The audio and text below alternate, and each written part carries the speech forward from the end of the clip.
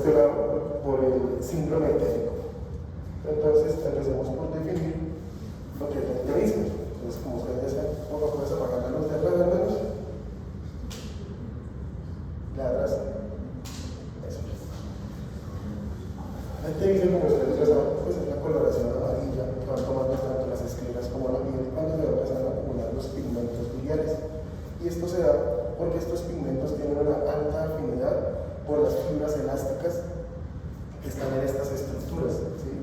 Y especialmente lo vamos a ver en la parte de las conjuntivas, pero lo más frecuente es que los primeros tejidos afectados por la ictericia sean los de la mucosa oral, especialmente en la región sublingual y en el paladar duro. Normalmente, para que una persona tienda a ponerse ictérica, necesitamos valores de bilirrubina, usualmente por encima de 3 miligramos por decilitro. Recordemos que lo normal son valores de bilirrubina de 1 miligramo por decilitro. Paciente claramente ictérico.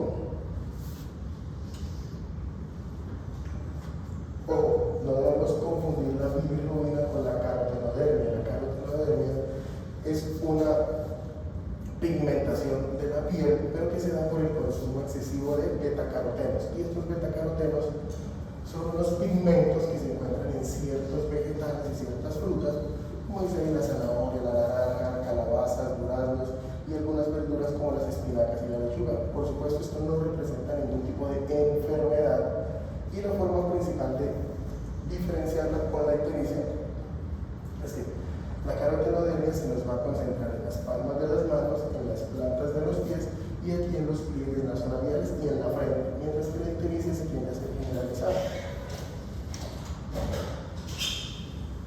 Repasemos un poquito lo que es el metabolismo de la bilirrubina.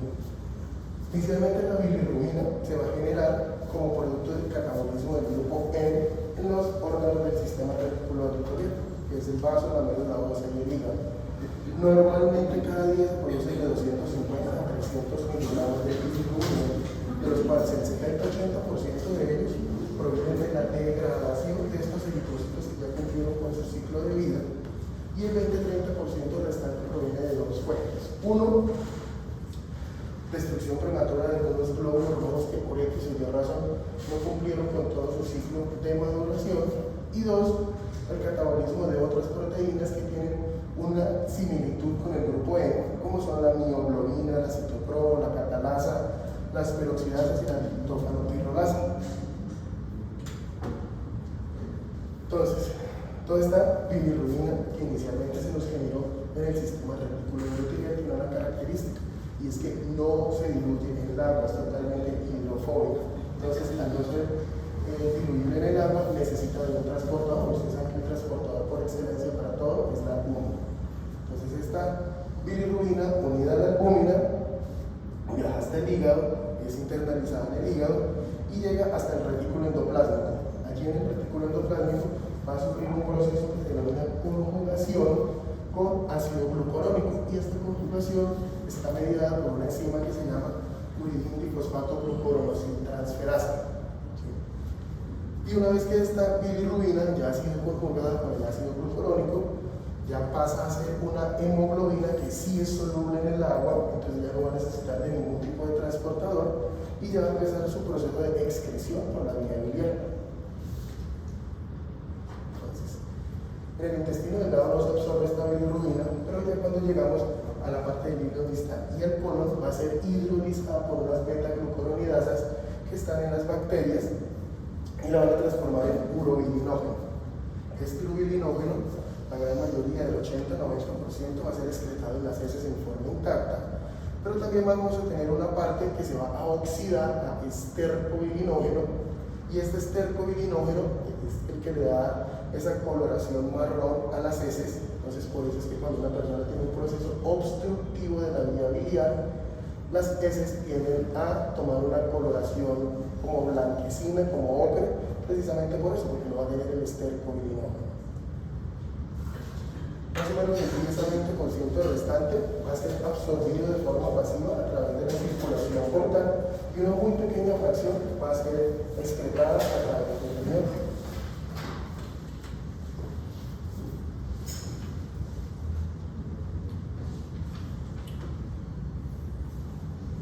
esta bilirrubina que tenemos en sangre, más o menos, el 30% de ella va a ser bilirrubina directa y el 70% va a ser bilirrubina indirecta.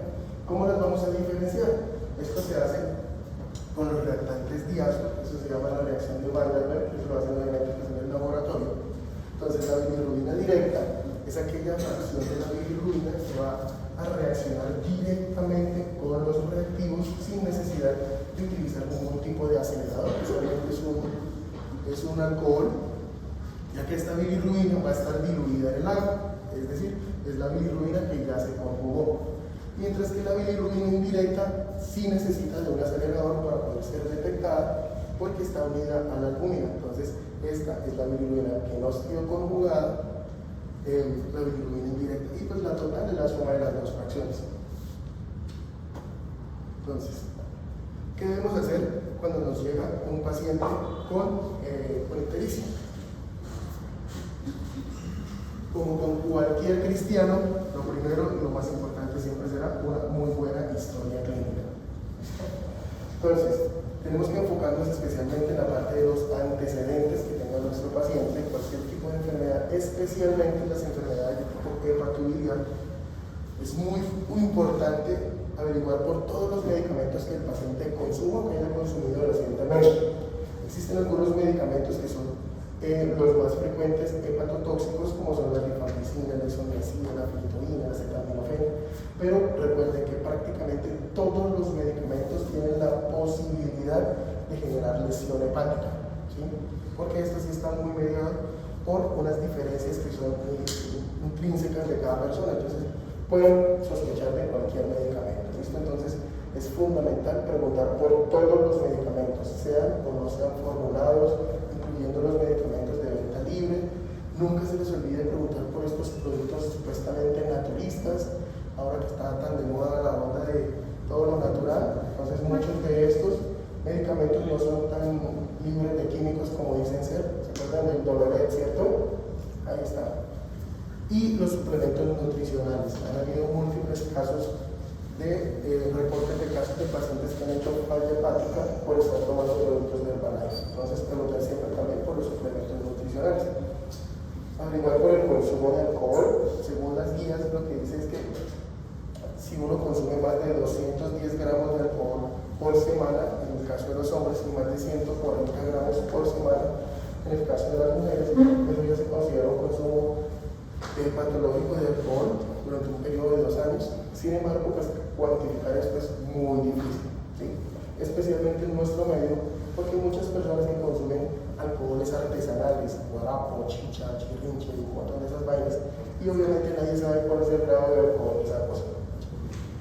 Lo mismo, la exposición a sustancias tóxicas. Recordemos que en nuestros pacientes de extracción campesina, ellos fumigan sus cultivos con muchos productos tóxicos, y cuando ellos están no solamente preparando sino también fumigando, casi nunca toman las precauciones necesarias, y hay muchos de estos tóxicos que se pueden absorber por la piel.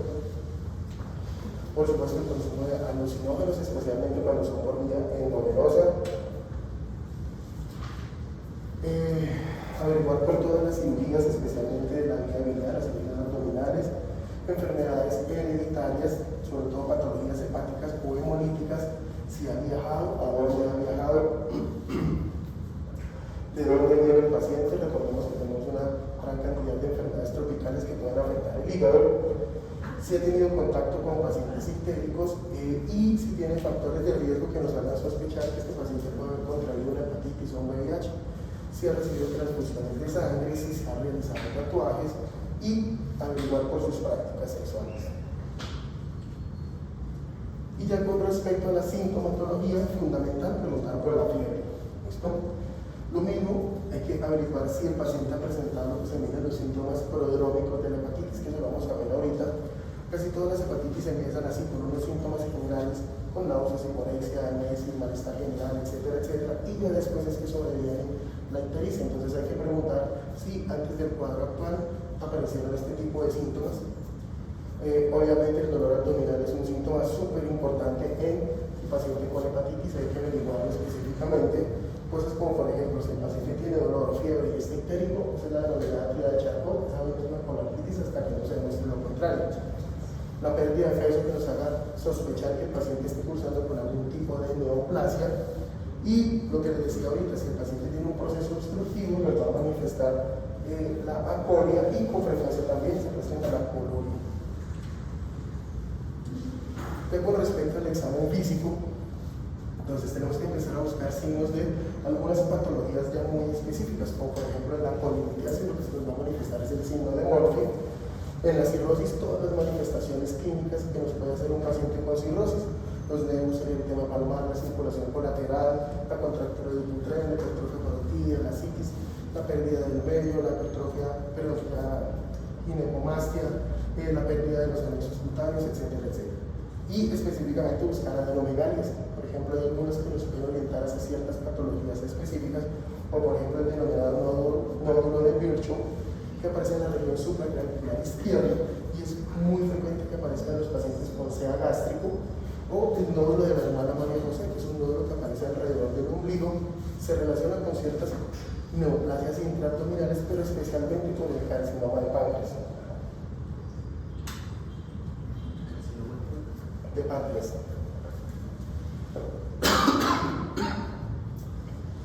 Valorar la presencia de ingurgitación yugular que nos haga sospechar que nuestro paciente está cursando con una insuficiencia cardíaca.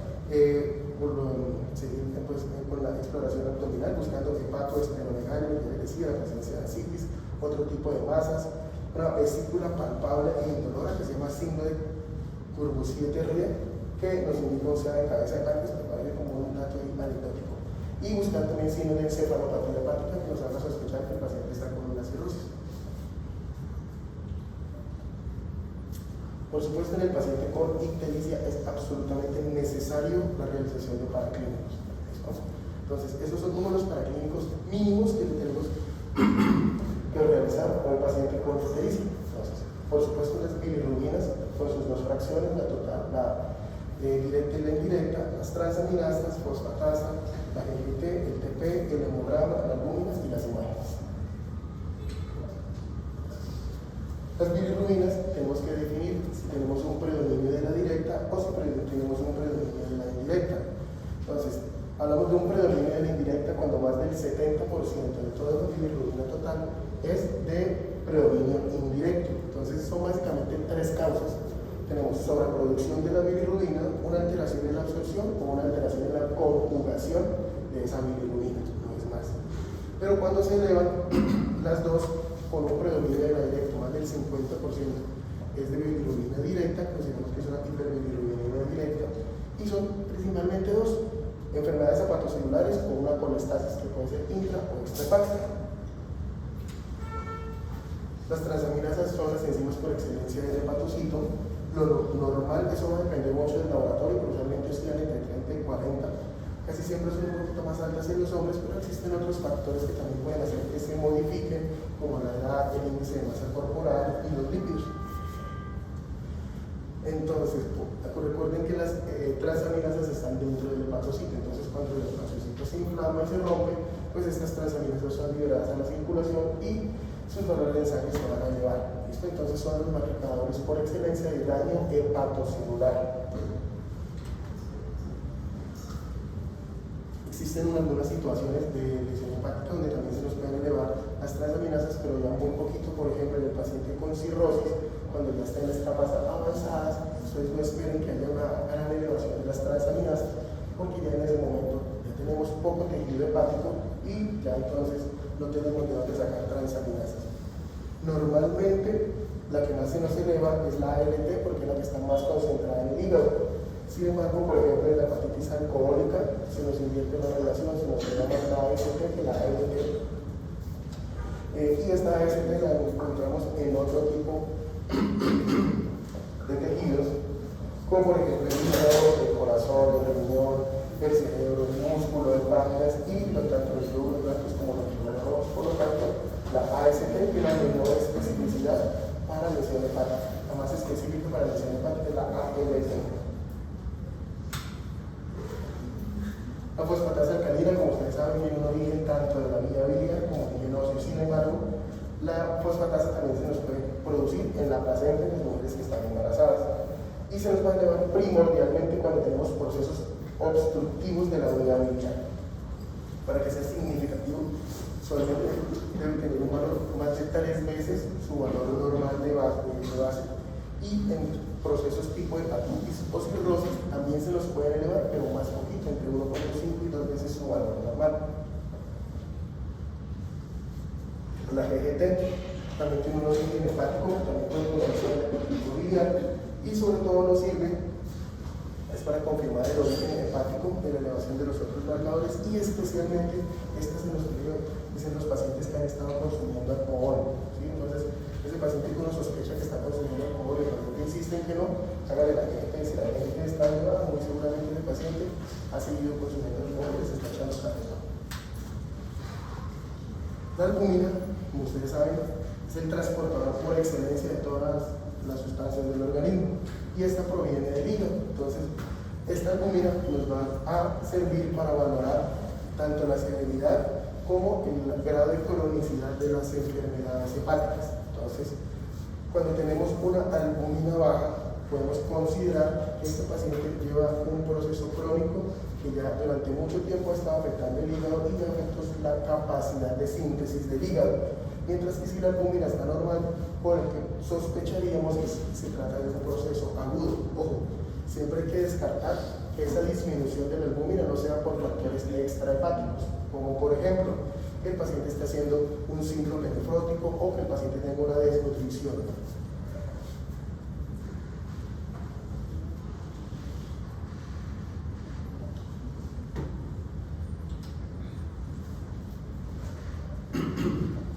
Los tiempos de coagulación, especialmente el TP, el cual va a depender de los factores de coagulación que son vitamina K dependientes, que como ustedes saben son producidos en el hígado. Entonces, este es un marcador muy sensible de enfermedades hepáticas. Entonces, cuando tenemos un paciente con enfermedad hepática, le medimos el INR. Si este INR está prolongado, podemos considerar que son dos cosas, que puede ser porque tiene falta de vitamina K o porque definitivamente el hígado no está produciendo los factores que debe producir. Entonces, ¿qué se supone que debe uno hacer? Le tiene que suministrar una dosis de vitamina K y volver a medir los tiempos. Si corrige con eso, listo, simplemente era déficit de vitamina K y aquí no ha pasado nada.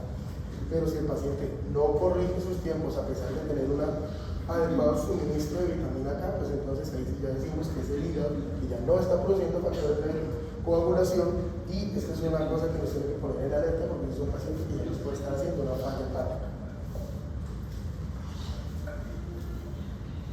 El hemograma, como ustedes saben, es un cuadro llamático de la. Y definitivamente en el paciente ictérico sí o sí tenemos que hacerle un hemograma, ya que una de las causas frecuentes de la ictericia son las alteraciones hematológicas, especialmente lo que es la hemólisis. Pero adicionalmente, también se nos va a alterar el hemograma cuando tenemos procesos infecciosos, entonces buscar si el paciente tiene leucocitosis o si tiene leucopenia, y también nos puede sugerir la presencia de un hiperesclemismo cuando tenemos ya la presencia de múltiples citopenias. Y con respecto a las imágenes, que son muy importantes en estos pacientes, tenemos tanto imágenes directas como imágenes indirectas. Las imágenes indirectas, la ecografía, la tomografía y la resonancia, principalmente la ecografía, que es casi siempre la primera que tomamos, y ya con respecto a las imágenes directas, podemos hacer la colangiopancreatografía retrógrada endoscópica y la colangiografía transhepática percutánea. Todas estas imágenes nos van a servir para valorar la integridad de la vía biliopancreática, buscar presencia de masas o algún tipo de lesión adicional, y adicionalmente con las imágenes directas también podemos realizar procedimientos terapéuticos. Entonces, ¿cómo vamos a empezar a enfocar un paciente que venga con una ictericia? Que lo primero que tenemos que hacer es determinar qué tipo de bilirrubina es la que está predominando. ¿Listo? Entonces, empezando con la hiperbilirubinemia indirecta, como les decía, la hiperbilirubinemia indirecta tiene básicamente tres causas: una producción excesiva de bilirrubina, una alteración en la captación de esa bilirrubina en el hígado o una alteración en la conjugación de la bilirrubina. No es más. Cuando es por sobreproducción, casi siempre son trastornos hematogenésicos. hematológicos, especialmente la hemólisis, aunque también puede ser, por ejemplo, la eritropoyesis ineficaz, cuando hay reabsorción de grandes hematomas o cuando hay transfusiones masivas, especialmente si son eritrocitos que ya están viejitos, que ya los han sacado hace rato, que ya están a punto de cumplir con su ciclo de vida. Característicamente, muy rara vez sobrepasan los 5 miligramos de bilirrubina.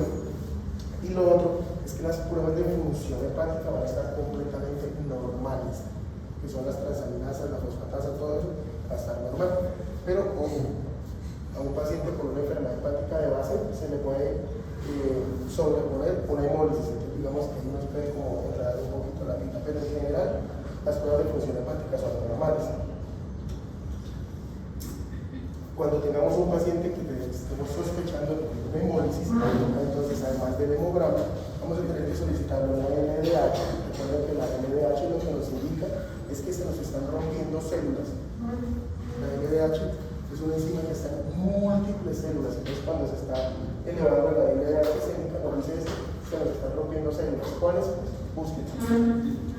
La aptoglobina lo que hace es captar la hemoglobina libre después de que se han roto los eritrocitos en la circulación, y esta aptoglobina capta esa hemoglobina libre para transportarla al hígado para su liberación. Entonces, cuando tenemos hemólisis, tenemos una gran cantidad de hemoglobina libre en plasma. Esta aptoglobina se nos va a unir a esta hemoglobina y por tanto los niveles de aptoglobina sérica van a disminuir en los pacientes con hemólisis. Y lo otro que también tenemos que hacer a estos pacientes es el extendido de sangre periférica. Entonces aquí podemos encontrar múltiples alteraciones. Lo más frecuente es que nos reporten la ponquilocetosis, que básicamente son eritrocitos de diferentes formas, pero también podemos encontrar los dactilocitos, que son los hematíes de forma de lágrima, los ovalocitos, que son los ovalados, los esclerocitos, los esquistocitos, que son eritrocitos fragmentados, pero adicionalmente vamos a encontrar también aumento en el conteo de reticulocitos, que son esos eritrocitos que van a estar en maduros. Aquí tenemos algunas de las causas más frecuentes de hemólisis. Entonces, las autoinmunes, los trastornos de la hemoglobina, los trastornos de la enzima de los glóbulos rojos, los trastornos de la membrana de los glóbulos rojos, las neoplasias, pero también faltan, por ejemplo, lo que son las infecciosas, como el paludismo, la malaria, ¿sí? Entonces, pues ya uno tendría que empezar a buscar cada una de ellas. Con respecto a la captación defectuosa, afortunadamente es una vaina que es rara, y lo más frecuente es que se da por inhibición competitiva con ese transportador de membrana, que es el que toma la bilirrubina que está en la parte externa y la introduce dentro del hepatocito.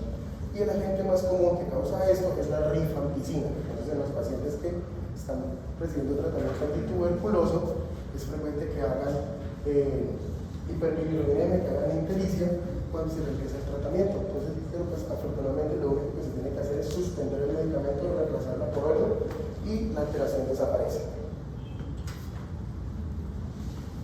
Y finalmente tenemos los defectos genéticos en la formulación de la bilirrubina. Entonces, aquí el problema está en el grado de actividad de la piridindifosfato glucuronosiltransferasa. Entonces, tenemos dos grandes grupos. Uno que son las ictericias del recién nacido, es el síndrome de Crigler-Najjar, tanto el tipo 1 como el tipo 2. En el tipo 1 tenemos un déficit total, en el tipo 1 un déficit total y en el 2 un déficit parcial. Y la otra ya están las ictericias familiares hemolíticas, que es básicamente el síndrome de Gilbert. Y la diferencia entre los tres es simplemente el grado de actividad de la enzima.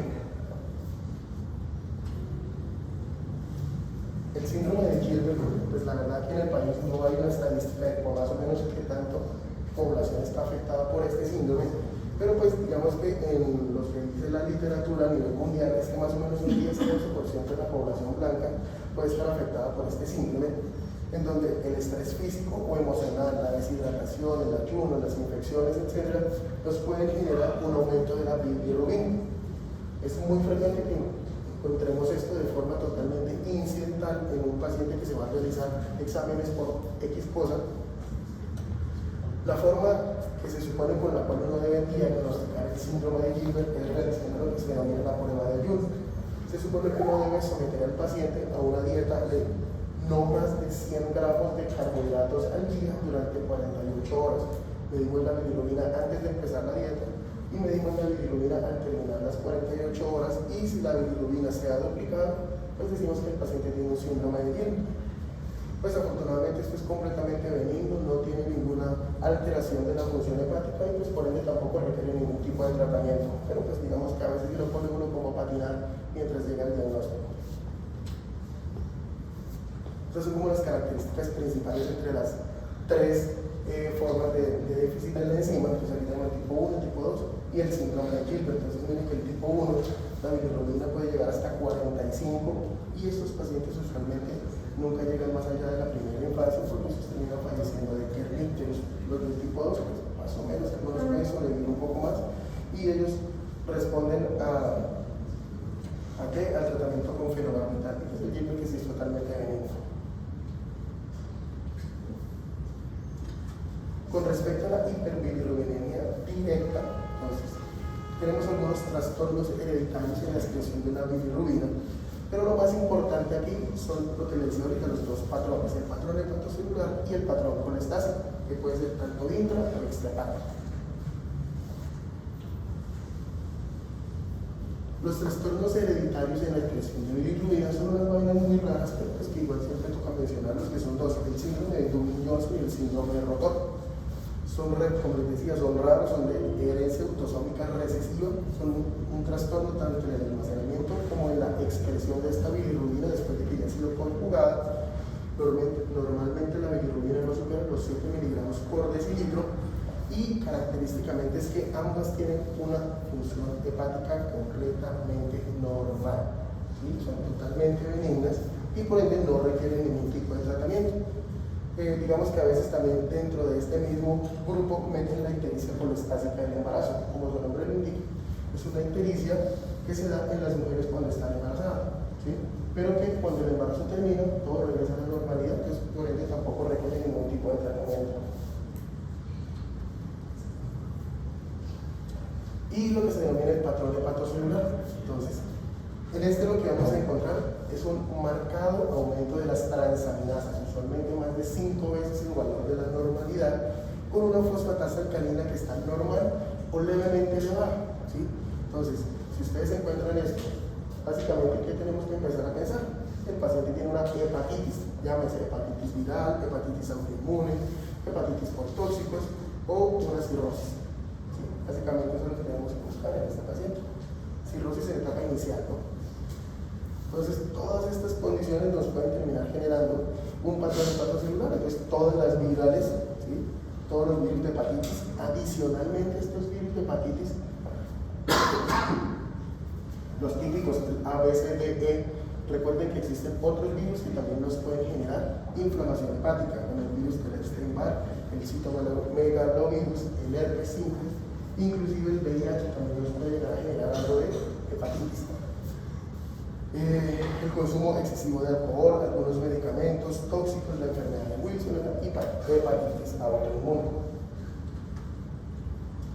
Y ya lo que es el patrón colestásico, entonces aquí lo que vamos a encontrar es lo contrario, vamos a encontrar una marcada elevación de la fosfatasa alcalina. Las transaminasas también se nos pueden elevar, pero mucho menos, usualmente menos de 5 veces el valor normal.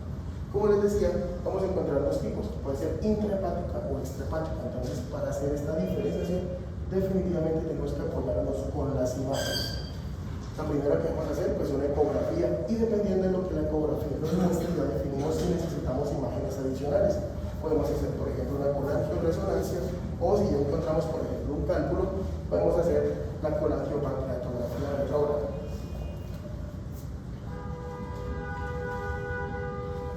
Entonces, todas estas patologías nos pueden llegar a generar ictericia. Esas son las de patrón intrahepático.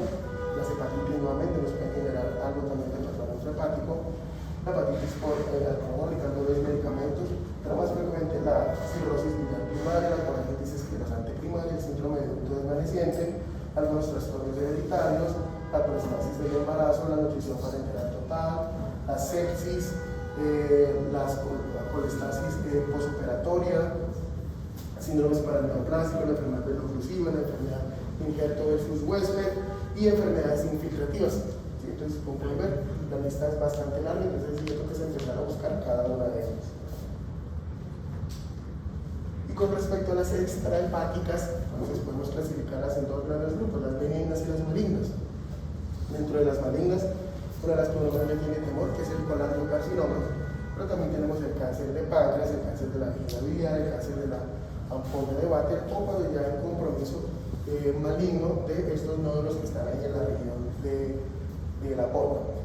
Y las benignas, la más frecuente de todas, la coledocolitiasis, de lejos la más frecuente de todas, constricciones biliares posoperatorias, colangitis esclerosante primaria, pancreatitis crónica, la colangiopatia porcina, el síndrome de Miritz, e inclusive hasta los ascaris también nos pueden obstruir estos conductos biliares. Entonces, como para que se lleven esto así gráfico. Entonces, si ustedes tienen un paciente con fosfatasa alcalina y transaminasas normales, tenemos que determinar, pues primero, no tenemos ni daño hepatocelular ni una patología del árbol biliar. Entonces, dependiendo del tipo de bilirrubina que esté predominando en nuestro paciente, entonces, si es bilirrubina indirecta, estos son trastornos hematológicos, es lo más frecuente. Entonces, ahí ya que tenemos que hacer, pues ya tenemos que ir al hemograma, la LDH, el extendido, mirar la aptoglobina, y si todo eso está normal, pues considerar la posibilidad de que sean unas enfermedades hereditarias. Y en la directa, pues ya hay que considerar otras patologías, como la sepsis, la insuficiencia cardíaca o el paciente que está recibiendo nutrición parenteral. Si lo que tenemos una elevación marcada de la fosfatasa alcalina, eso es una obstrucción del árbol biliar hasta que no se demuestre lo contrario. Entonces, hay que determinar si es intrahepática o extrahepática, entonces tenemos que apoyarnos en las imágenes. Y si lo que tenemos es una elevación marcada de las transaminasas, pues eso es un daño hepatocelular. Entonces, ¿qué es lo que tiene su paciente? Tiene un virus, está consumiendo alcohol, tiene una exposición a tóxicos, tiene una hepatitis autoinmune, etc. Y pues más o menos así es como vamos a enfocar a estos pacientes. Entonces tenemos un paciente entérico, hacemos la historia clínica, los exámenes iniciales y dependiendo de lo que nos vaya saliendo. Entonces si tenemos hiperbilirrubinemia con transaminasas normales, si es la indirecta, quiere decir que los trastornos hemolíticos, la eritropoiesis ineficaz, el Gilbert o algunos medicamentos. Si lo que tenemos es aumento de la bilirrubina directa, entonces los trastornos hereditarios pueden acá primordialmente. Y si tenemos elevación de las transaminasas, entonces vamos a buscar si es un patrón hepatocelular, entonces ya con lo que hablamos ahorita, las serologías virales, los tóxicos, etc. Y si todo esto sale normal, pues buscar los virus adicionales y si evidentemente no encontramos nada, pues ya nos vamos con la biopsia hepática. Y si lo que tenemos es un patrón colestásico, la ecografía. Entonces, si tenemos una dilatación de la vía biliar con colestasis extrahepática, pues buscar una coledocolitiasis, todo eso, hacer la colangiopancreatografía. Y si tenemos una intrahepática, entonces hacer las serologías biliares, algunos anticuerpos y la resonancia. Entonces, aquí terminamos este punto. Entonces, si quieren, tomemos unos 10 minutos, vayan a chichi y nos vemos acá. ¿Listo? ¿Preguntas?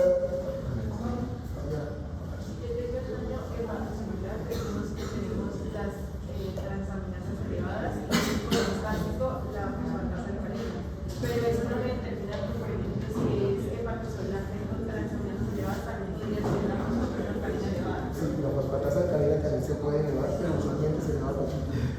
Entre 1.5 a 2 veces el valor normal, mientras que en el patrón obstructivo podemos tener 3-5 veces el valor de la fosfatasa alcalina. Es lo que predomina. Sí, o sea, no es que la fosfatasa alcalina está totalmente normal. No, sí se eleva, pero se eleva poco. Es lo que esté predominando.